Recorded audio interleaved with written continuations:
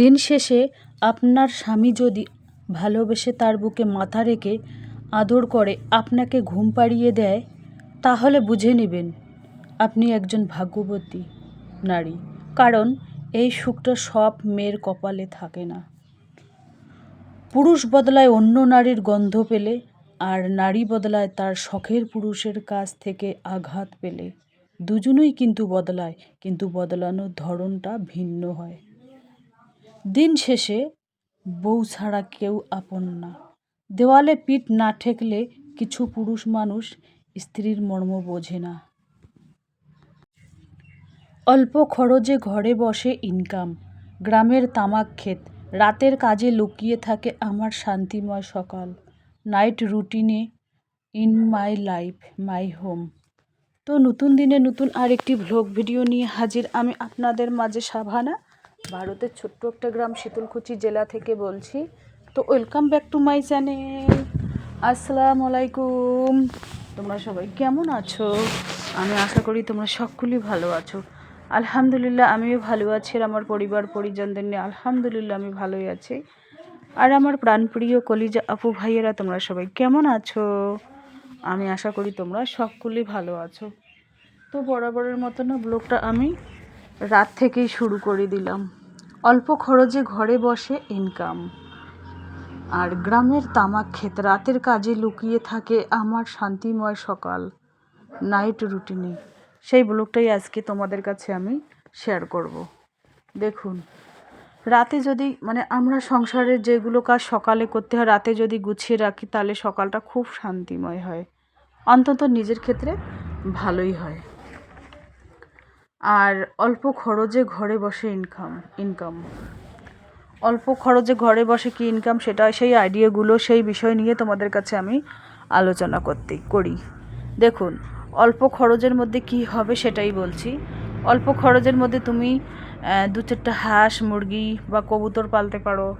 আবার অল্প খরচের মধ্যে কম দামি একটা সেলাই মেশিন এনে বাড়িতে ঘরে বসে আর কি সেলাই করে টাকা ইনকাম করতে পারো। অল্প খরচে কী ইনকাম আর কি, সেটাই আর কি। তো আমি যেটা করি আর কি, অল্প পুঁজিতে তুমি ব্যাগের ব্যবসাও করতে পারো, অল্প পুঁজিতে কাপড়ের ব্যবসাও করতে পারো। সবাই কিন্তু ব্যবসা করে, সবাই কিন্তু তোমরা ব্যবসা করো। প্রত্যেকটা নারীর নিজের পায়ে দাঁড়ানো উচিত। কারণ নিজের যদি প্রত্যেক মাসে 2000 যদি ইনকাম করো বা 1000 ইনকাম করো বা 500 ইনকাম করো, সেটার মতো কিন্তু শান্তি আর কোথাও পাওয়া যাবে না। নিজে ইনকামের টাকা নাড়ো চাড়ো দেখো, মনটা শান্তি পায়, মনে একটা আলাদা একটা শান্তির জন্ম নেয়। সেই জন্য আমি বলি কি, কিছু হলো আমরা যারা নারী আছি, কিছু হলেও আমাদের ইনকাম করা উচিত। হাজব্যান্ডের যতই ইনকাম থাক না কেন আমাদের নিজের যতটুকু প্রয়োজনীয় জিনিস নিজেই যাতে কেনাকাটা করতে পারি অনায়াসে। কারো হাজব্যান্ডের মনে করো টাকা, হাজব্যান্ডের কাছ থেকে টাকা চাইলেই মুখ একেবারে কালা হাড়ির মতো করে ফেলে, টাকা থেকেও বলে নেই। তো এই সমস্ত যাতে শুনতে না হয়, নিজের পকেট খরচ যাতে নিজেই আমরা করতে পারি, সেটাই আর কি আমরা চেষ্টা করব সবাই। তো যাই হোক, যাদের হাজব্যান্ড বেশি ইনকাম করে তারাও কিন্তু সংসার করে, যাদের হাজব্যান্ড কম ইনকাম করে তারাও কিন্তু সংসার করে। কিন্তু সেই কম ইনকামের মধ্য দিয়ে আমাদের সেই টাকাগুলোকে সেভ করতে হবে। সংসার খরচ বাঁচিয়ে সেভ করো বা নিজে ইনকাম করে সঞ্চয় করো। সঞ্চয়টা তো তোমাকে করতেই হবে। তুমিও সঞ্চয়ী হও, আবার তোমার ছেলে মেয়েদেরও সঞ্চয়ী করার চেষ্টা করো। কারণ বাবা মা যদি ছেলে মেয়েদের সঞ্চয়ী করতে না শিখে, তাহলে কে শেখাবে? অন্য কোনো মানুষ এসে শেখাবে? অন্য কোনো মানুষ কিছুতেই শেখাবে না। তাই আমি বলছি কি, অল্প খরচে ঘরে বসে তোমরা এই সমস্ত ইনকাম করতে পারো আমার মতোই।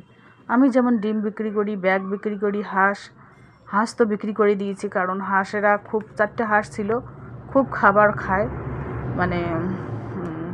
সেই জন্য হাঁস বিক্রি করে দিয়েছি। এখন কবুতর আর মুরগি আছে আমার। তো যাই হোক, কিছু হলো ডিম দেয়, সেই ডিম বিক্রি করি, আবার ব্যাগ বিক্রি করি। আমার প্রত্যেক মাসে 7 থেকে 8 হাজার টাকা আমি নিজেই ইনকাম করি। আমার হাত খরচের টাকা হয়েও বেঁচে যায়। আমি ওই দলের টাকা নিয়েছি, 2 বছর আগে দলের টাকা নিয়ে কানের সোনার আমার জন্য বানিয়েছি 12,500 দিয়ে, সেটাই আর কি শোধ করতেছি। এবার শোধ করার পর 5-6 মাস পর আবার লোন পাবো, 25,000 করে পাবো। তো 25,000 টাকা যদি পাই, একটা মেয়ের জন্য একটা সোনার আংটি বানিয়ে রাখলাম, বা মেয়ের জন্য কানের সোনার এক জোড়া বানিয়ে রাখলাম, বাস এতটুকুই। আমরা নারীরা এর থেকে বেশি আর কি করতে পারি? আমরা যে 10-5 টাকা জমিয়ে ওই ওইভাবে ওই সিস্টেম করি, মানে একটা কানের করলাম বা হাতের করলাম, বা আমার এখন অন্য কিছু কেনার ধান্দা নেই। এখন আমার গোল্ড কেনার আশা, কারণ গোল্ডের যা দাম বাড়তেছে দিন দিন, ঘরের জিনিসপত্র আমি এখন আর কিনবো না। এখন মেয়ের জন্য একটা সোনার গয়না, আর হাতের আর কানের আংটি, এই 4টে জিনিস বানাতে পারলেই আমি বাঁচি। কারণ এই 4টে জিনিস যদি বানিয়ে আমিও পরে বেড়াই 2-3 বছর, যতদিন মেয়ের বিয়ে হয় নাই, 2 বছর বা 3 বছর এরকম একটা পর বিয়ে লাগাবো, তারপর শখ করে আমি তখন পরবো, আমার শখটাও মিটে গেল। আর যখন মেয়ের বিয়ে হলো তখন আমি খুলে দিলাম, তখন মেয়ে নিয়ে গেলো, বাস এতটুকু। তো যাই হোক, রাতের কাজে লুকিয়ে থাকে আমার শান্তিময় সকাল। মানে রাতে আমি যদি এই সমস্ত কাজ, কাপড় চোপড় গুছিয়ে রাখি, তাহলে কিন্তু সকালটা আমার অনেক ফ্রেশ লাগে, শান্তি লাগে। শিলিগুড়িতে গিয়েছিলাম, তো ওখান থেকে এসে কাপড় চোপড়গুলো অনেক এলোমেলো হয়ে গেছে। তো ভাবলাম যে না, এখানে বসে আর কি কাপড় চোপড়গুলো গুছিয়ে রাখি, সেই জন্য আমি এইভাবে গুছিয়ে রাখতেছি। তো যাই হোক, এভাবে গুছিয়ে রাখলে বেশ ভালোই লাগে। আমি বেশিরভাগ দিনেই আর কি দিনের বেলায় কাপড় চোপড় গুছিয়ে রাখতে টাইম পাই না। তো বেশিরভাগ আমি ওই রাতে বা সন্ধ্যার সময় আর কি বিছানার মধ্যে বসে একেবারে জুতপাত করে বসে সুন্দরভাবে কাপড় চোপড় গুছিয়ে এইভাবে, মানে যেইগুলো রেকের মধ্যে রাখতে হয় সেইগুলো রেকে রাখি, যেইগুলো আলমারিতে রাখতে হয় সেইগুলো আলমারিতে রাখি, যেগুলো অকেজো সেগুলো অকেজোর জায়গায় রাখি। এরকম একটা পার্ট বাই পার্ট এভাবে যদি গুছিয়ে রাখা যায়, তাহলে কিন্তু হাত বাড়াতেই জিনিস পাওয়া যায়। রান্নার ইয়েগুলো আমি এক জায়গায় রাখি, লেগিংসগুলো এক জায়গায় রাখি, নাইটিগুলো এক জায়গায় রাখি, কুর্তিগুলো এক জায়গায় রাখি। আলাদা আলাদা জায়গায় যদি এভাবে রাখা যায়, তাহলে কিন্তু মানে হাত বাড়াতেই জিনিসগুলো পাওয়া যায়। আর যদি একসাথে সবগুলো রাখি, তাহলে একেবারে জগা খিচুড়ি হয়ে যায়। এটা খুঁজতে গিয়ে ওটা মানে অগোছালো হয়ে গেল, এটা টানতে গিয়ে ওটা অগোছালো হয়ে গেল, নিজের পক্ষে খুবই আর কি অসুবিধে হয়ে পড়ে। সেই জন্য আর কি আমি এভাবে আর কি করে রাখি। তো এবার আমি কম্বলটা আর কি গুছিয়ে নেব।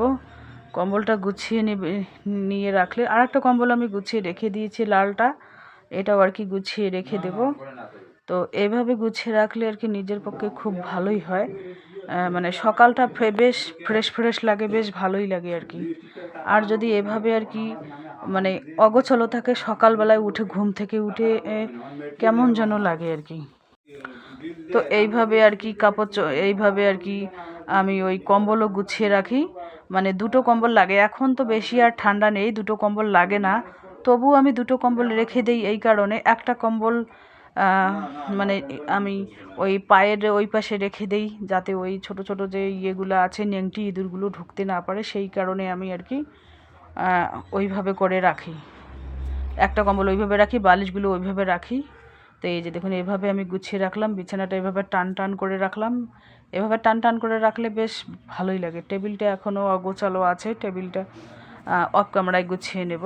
আর দেখুন, এখানে কাড়া হচ্ছে, আমি কাড়া বানাচ্ছি। আরও যে কালকের শবে বরাতের ওই সাদা পিঠেগুলো ছিল, সেই পিঠে দিয়ে আর কি কাড়া খাবো।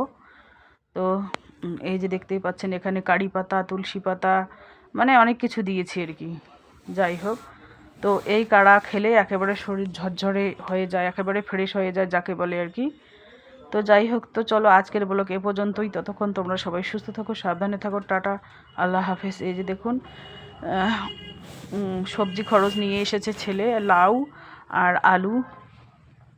আর লাউ আনতে বললাম, তো লাউ দোকানে নাকি ভালো ফ্রেশ লাউ নেই, একটাই পেয়েছে। তো লাউয়ের জানি না কেমন হবে। তো এখানে মুড়ি মাখা আমার আব্বা এসেছে দোকানে, অফ ক্যামেরায় ওদের দেবো আর কি খেতে।